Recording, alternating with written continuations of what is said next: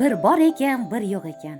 Qadim o'tgan zamonda bir o'rmon chekkasida bir onaxon cho'chqa bilan 3 ta cho'chqa bolasi bor ekan.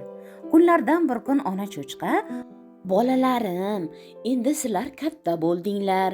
Endi har bittang o'zlaring uchun uy qurishlaring kerak" deb tayinlabdi.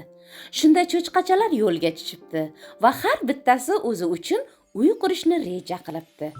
Katta cho'chqa eng oson yo'lni tanlabdi.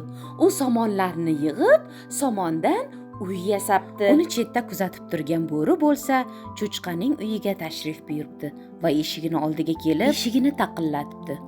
"Hoy cho'chqa, eshikni och, men ichkariga kirmoqchiman" debdi. Cho'chqa esa eshikni ochmabdi.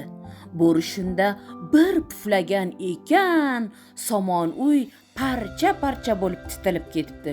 Cho'chqa esa jon holatda uyidan chiqib, ikkinchi cho'chqaning uyiga yuguribdi. Ikkinchi cho'chqa esa somondan salgina mustahkamroq bo'lgan yog'ochdan uy quribdi. Bo'ri esa chopib bu yerga ham yetib kelibdi.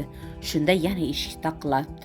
"Hoy cho'chqalar, eshikni ochinglar" Cho'chqalar bo'lsa eshikni ochmabdi. Bo'ri yana puflabdi va yog'och uy ham parcha-parcha bo'lib ketibdi. Shunda ikkita cho'chqa uchinchi cho'chqaning uyiga qarab chopib ketibdi. Uchinchi cho'chqa esa g'ishtdan uy qurgan ekan. Bo'ri bu yerga ham yetib kelibdi va yana taqillatibdi. "Hoy cho'chqalar, eshikni ochinglar" debdi. Cho'chqalar esa eshikni ochmabdi. Bo'ri qayta puflabdi va hiyla ishlatibdi.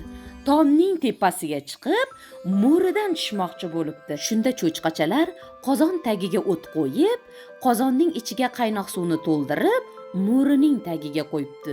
Bo'ri esa qaynoq suvga tushib ketibdi va kuyganidan jon holatda dod solgancha o'rmon tomonga qochib ketibdi.